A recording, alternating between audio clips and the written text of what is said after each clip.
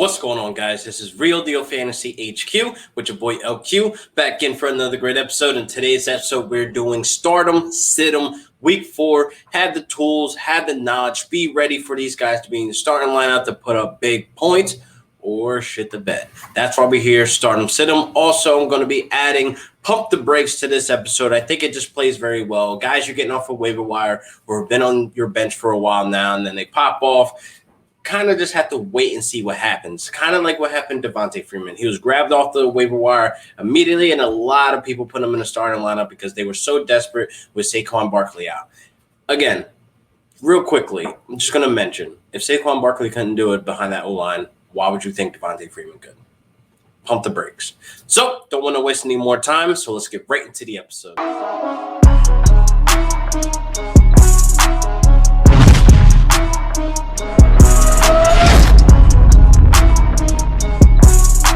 So, starting off with Darrell Henderson, and maybe Hendo season people. He has the Giants this week. It's a full send on Henderson to be in starting lineups. Back-to-back weeks with 19 points, and I feel like Malcolm Brown is going to slightly fade out. Cam Akers is still injured, so it's all full send for Hendo going against the Giants. Now, the Giants have given up a lot of yards on defense, and defense looks, just as bad as the offense. You know what I mean? I don't think they're going to win a game this season. So I feel like Henderson's going to have a nice game. This is a good matchup. He kind of needs this confidence to keep going, keep the momentum going. Malcolm Brown's dealing with a pinky injury, which I don't think it's too crazy. He broke his pinky. That's why he didn't get as many touches last week. I think he only had about 14 touches in week 2. Also, when Hendo season was erupting. So I feel like Henderson moving forward will be the lead back as long as Cam Akers is sidelined with that rib injury. He's still not practicing. He's not full, send. He's still day-to-day. So, therefore, right now, what it looks like, Henderson's the lead back. I kind of feel like Sean McVay was just doing an audition who can handle that full workload. And I think he's seeing who's getting the hot hand week to week. So, I think Henderson should see 20 touches again. It may be cut down a tad bit if, it's a complete blowout. I don't know. Maybe Malcolm Brown gets in there and he starts showing up and showing out. Overall, I need Henderson in my lineup this week, starting against the Giants. Now, as we speak, I just got a notification while doing this video, but I'm still going to put him in the starting lineup if he is healthy. Allen Lazard against Atlanta. Devontae Adams is looking more, trending to be able to play. And I think they're going to be very cautious with him. He's going to be limited. I don't think it's going to be a full send just yet. With the hammy issue, he has an injury history, so they need to be careful with Devontae Adams. But Allen Lazard is set up for a great matchup this week against the Falcons. He will be in my starting lineup. Hopefully the injury isn't serious. Hopefully it's just something minor to where he can play through it. You know what I mean? And I think this is a good matchup where he could showcase that he is still, a number 2 wide receiver, that he's that damn good. You know what I mean? He blew up last week. I feel like this week he can go in there and Aaron Rodgers picks apart of that Falcons defense. And I think we already know the Falcons defense cannot come in clutch.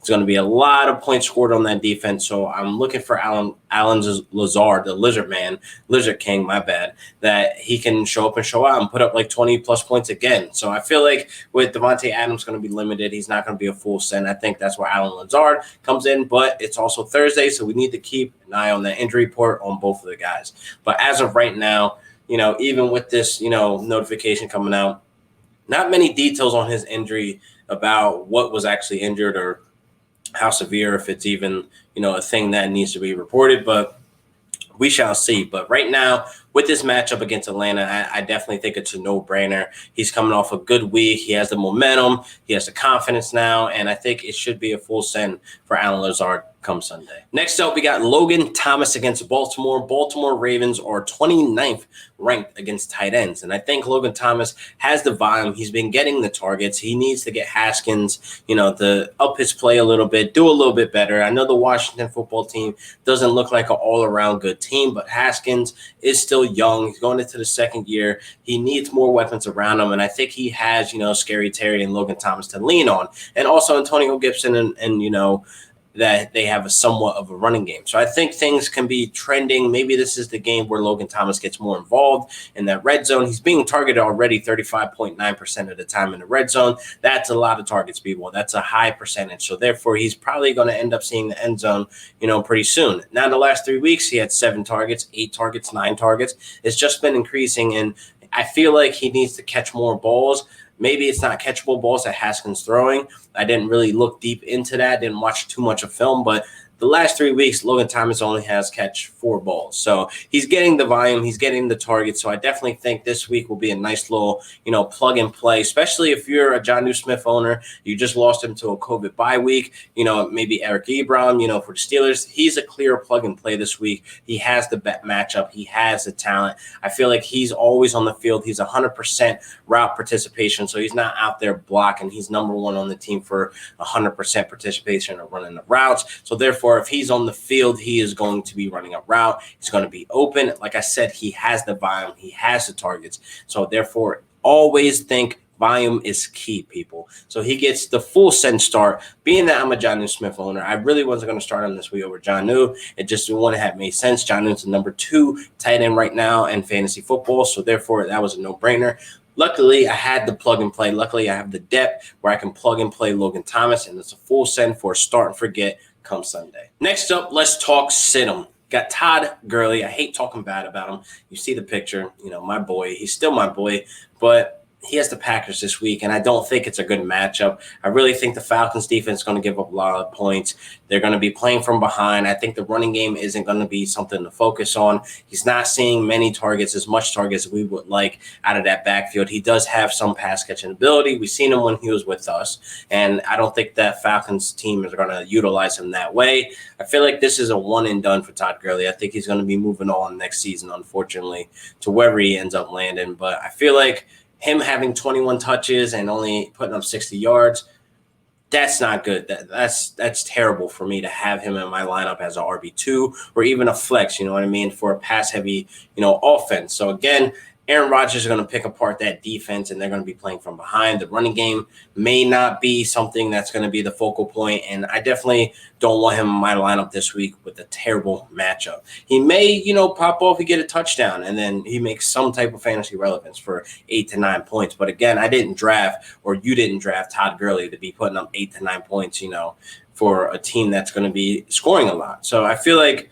I don't want to roll the dice for a guy that I'm going to depend on just for a touchdown to have some type of fantasy relevance to put up some type of points, because if he doesn't, then he's looking at 5 to 6, maybe less points. And I don't need that on my roster or in my starting lineup, people. So Todd Gurley gets the hard sit this week. Next up, we got D.j Moore against the Cardinals. D.j Moore has been very difficult. It's been very frustrating to watch him get out targeted, or, Robbie Anderson being the guy to look for in the red zone. But it's like Teddy Bridgewater also isn't throwing touchdowns. He's number 7 right now in passing yards, people. Teddy Bridgewater is a top 10 passing yard, QB right now. But he's not seeing the end zone. He only has 2 touchdowns, and he also has 2 interceptions. So they have a shit ton of, yardage. You're going to get 11 points out of D.j Moore. But I'm not liking the matchup this week against the Cardinals, who have not been giving up a lot of yards, for a quarterback, especially for a quarterback that isn't seeing the end zone. I don't see any fantasy relevance here for D.j Moore to be in my starting lineup. It's been very frustrating with Robbie Anderson, looking like the wide receiver 1, where we got to just accept it, and just take that L. But D.j Moore, he's not getting the start this week for me. Next up, Rex Burkehead against the Kansas City Chiefs. Only reason why I got him on my sit-em list right now is because James White is coming back. He's returning from that tragedy with his parents. It's just a sad situation. But I definitely think he has his mind, trying to find some type of distraction, dealing with the death of his father and his mother in that car accident. I think she's in ICU still.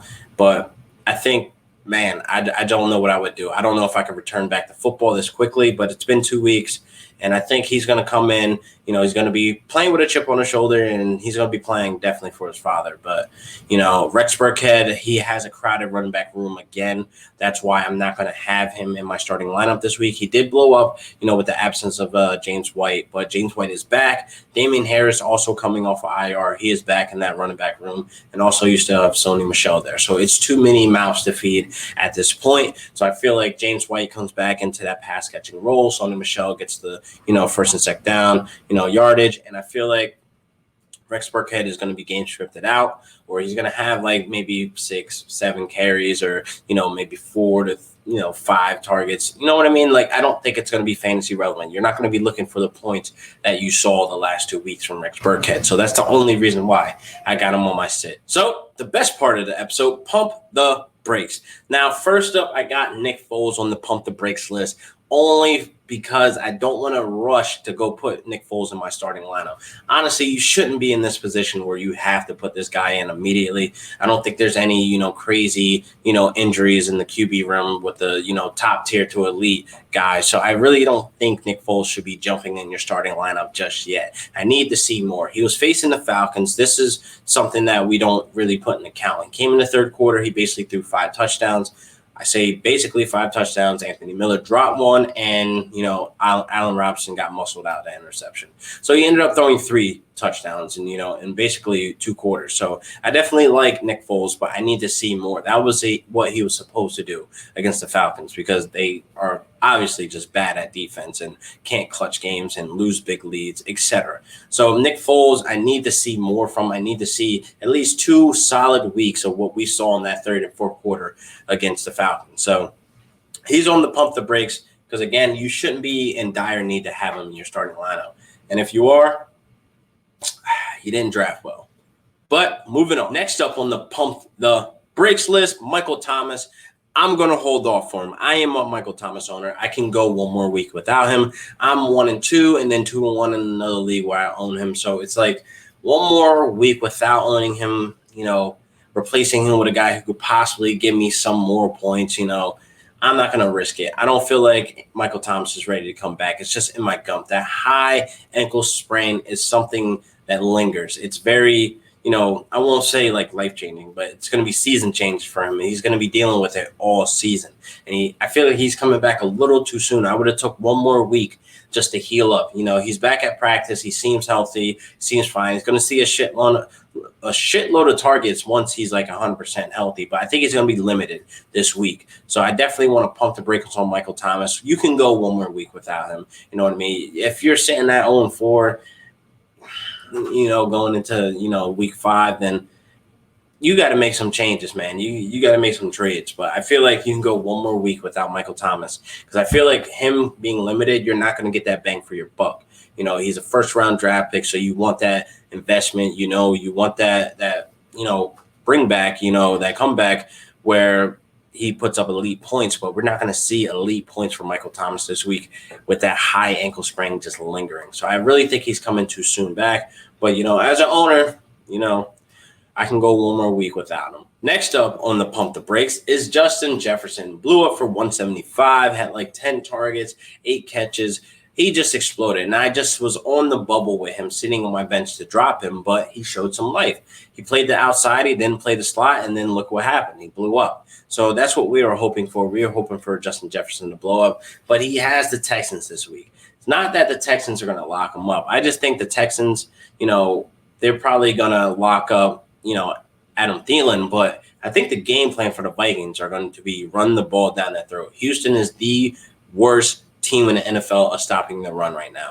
Dalvin Cook is going to feast. He's going to feast. And I think they're just going to move away from throwing the ball. As long as they can keep the ball out of Kirk Cousins' hands, because he's been looking terrible these last couple of weeks. So I think they're going to run the ball. They're going to run it down their throats. And it's just going to be becoming more frustrating that they ran the ball like 50 times and only thrown the ball probably like 20 times. So I feel like it's going to be a good game for Dalvin Cook, but it's just going to be a mid-tier, game for Justin Jefferson. It's not going to be that exploding game that we were hoping that we saw last week. So he's definitely on my pump the brakes. Let's see the kid get some momentum. Let's see what happens. Let's see him, grasp that role on the outside wide receiver, and he puts up like 100 yards again, or he puts up, maybe 6 to 7 catches. I'm all here for it as an owner. It's a full send once we get that out of Justin Jefferson. But as of right now, pump the brakes. So hopefully you guys enjoyed the episode. Please leave a comment, like, share, show support, whatever you want to do down below. Make sure you leave your starting symptoms under this video as well. And I'll try to answer all. I answered all last week, so maybe I can go back-to-back weeks where I answer all of them. So I'll see you guys next week for another great episode of Real Deal Fantasy HQ with your boy LQ. Peace.